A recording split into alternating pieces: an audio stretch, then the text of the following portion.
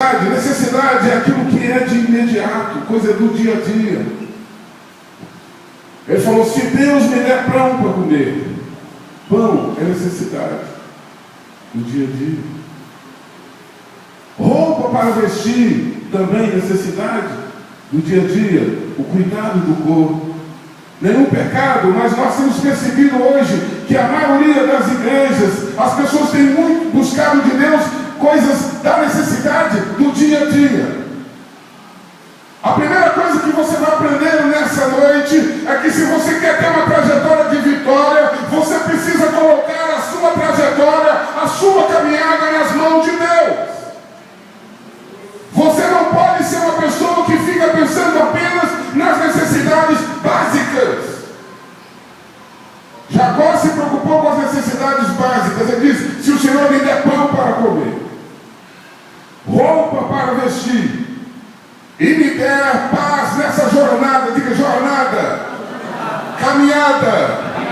Caminhada é propósito, jornada é propósito. Ele sabia que ele tinha um propósito, que ele tinha um destino, que ele tinha um caminho. Quantos têm um propósito? Quantos têm um caminho? Quantos têm uma jornada a seguir aqui nessa noite? Diga amém. Amém. Então, irmão, você precisa colocá-la diante de Deus, mais do que as suas necessidades básicas, o que você vai comer, até porque a Bíblia diz que nós não devemos nos preocupar com isso, porque o próprio Deus vai se encarregar disso. Mas nós temos que colocar diante de Deus as nossas necessidades básicas, que é o comer, que é o vestir, que é o dia a dia, mas nos preocupamos com a jornada.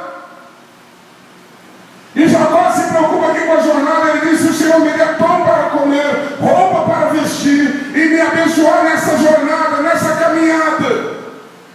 A caminhada é o propósito. Ele sabia que ele estava saindo do deserto, que ele estava seguindo a caminhada incerta, que ele passaria por caminhos, que ele precisava do auxílio de Deus. E ele disse: Senhor, me dê pão para comer, roupa para vestir, me abençoar nessa caminhada que agora faço, e eu em paz voltar para o lar, para o meu lar. Aí é outra necessidade. Primeira necessidade, pão. Segunda necessidade, vestir. A terceira necessidade, voltar em paz. Por quê? Porque ele tinha saído do seu lar, uma situação conturbada, e ele queria voltar e estar em paz. Porque nós temos também como necessidade estar em paz. Não adianta você ter um bom emprego, você fazer uma boa faculdade, e você chega em casa e não tem paz. Eu vejo pessoas que às vezes passam o dia todo alegre, mas quando ele entra no ônibus para ir para casa, dá tristeza. Ele não tem paz. E Jacó colocou essa necessidade diante de Deus: quero paz. Ele sabia que tinha um irmão lá na sua casa que queria matá-lo, mas ele disse: que o Senhor me dê paz para voltar para minha casa. Ele disse: se o Senhor for comigo, se o Senhor for meu Deus, certamente, com certeza, de tudo que o Senhor me der, te darei o dízimo. Compromisso, diga comigo, compromisso. Primeira coisa que Jacó faz é um compromisso com Deus. Sabe por quê? Porque muitas pessoas querem uma trajetória de vitória, mas eles só querem de Deus o reino nós. Eu disse que hoje de manhã tem pessoas que parece que Deus é uma geladeira, onde ele abre ela, pega o que ele quer e fecha e pronto. Mas Deus não é uma geladeira, Deus é um ser que se relaciona. Eu digo que Deus é um ser que se relaciona. Deus fala, Deus ouve, Deus vê, Deus sente. Deus já falou com você alguma vez? Então diga comigo: Deus fala. Deus já te ouviu alguma vez? Então diga comigo: Deus ouve. Deus é um ser. Deus se relaciona. Amém? Você quer se relacionar com Deus em louvor? Dá palmas aí. Glória a Deus. Aleluia. Aleluia. Deus, dá aqui nesse lugar.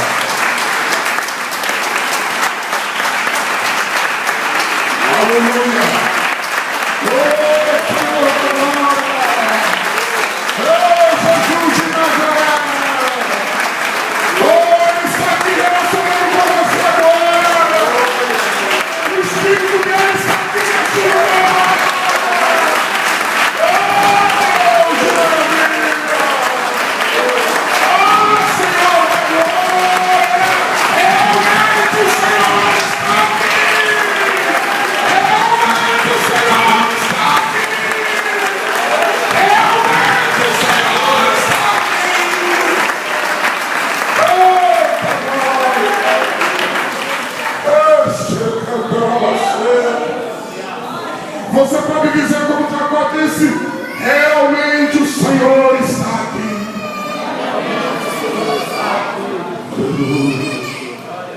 Amados,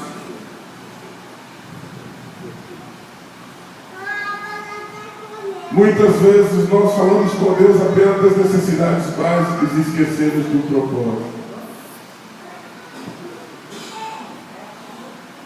Jacó começa sua trajetória como um grande vencedor, revisando, tendo uma experiência com Deus. Eu quero dizer para você que nesta noite, se você ainda não teve uma experiência com Deus, não perca a oportunidade. Ainda que não seja aqui na igreja, entra na sua casa, fecha o quarto, fecha a janela e fala: meu Deus, o Senhor existe na minha vida, eu quero ter uma experiência com o Senhor.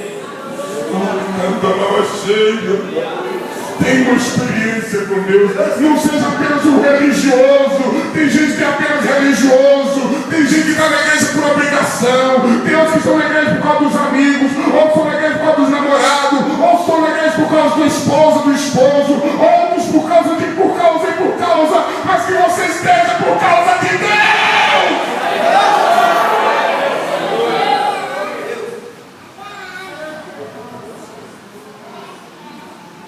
Eu acho engraçado o jeitinho daquele pastor. Não, eu gosto do louvor do chefe. Não, eu gosto do louvor do Eduardo. Eu vou lá por causa dos hinos. Não, eu vou lá por causa daquela irmãzinha. Ela me olha tão assim, sabe? Eu gosto. Ô irmão, obrigado.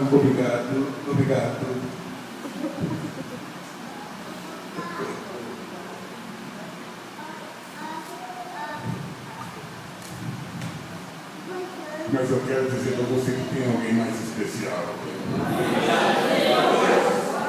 Você olha essas paredes, você não vê uma cruz com Jesus de pendurado, você não vai ver imagens para lá e nem para cá, mas eu quero dizer para você, como disse Jacó, realmente o Senhor está aqui neste lugar. Assim como você sente o oxigênio, o ar que você respira, o próprio calor do tempo, o vento do ventilador, sinta Deus descendo, mas sinta que neste lugar hoje apareceu Deus sobrenatural.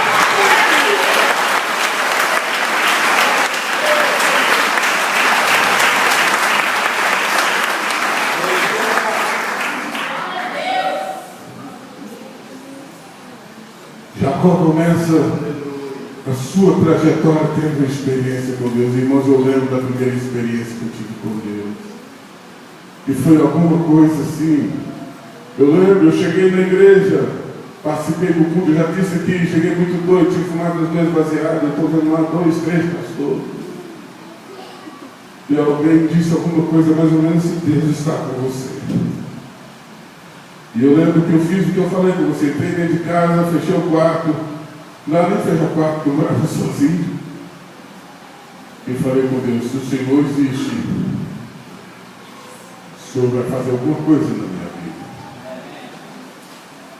A primeira coisa que Deus fez na minha vida é tirar as drogas, de imediato, foi como se arrancasse um câncer. Eu tentei parar de usar drogas na época e eu não conseguia. Eu usava, na época não tinha cocaína, não tinha crack. A droga mais comum era maconha, o resto era xarope, era comprimido de doido. A gente tomava comprimido de doido para ficar muito doido. E eu misturava com cachaça para piorar o treino.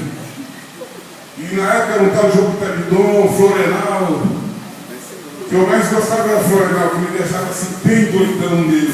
Tudo que eu fiz na minha vida sempre foi extremo. Por isso que eu sou crente ao extremo. Quando eu fui macumbeiro, eu fui ao extremo. O Exu falou assim: traz uma terra do cemitério fresca para mim, defunto fresco. Eu chegava lá, tinha acabado de enterrar, para mim não servia, tinha que chegar um outro. Era assim comigo. Por isso que eu sou fanático com Jesus. Não sou doido, mas eu sou bem doidão com Jesus.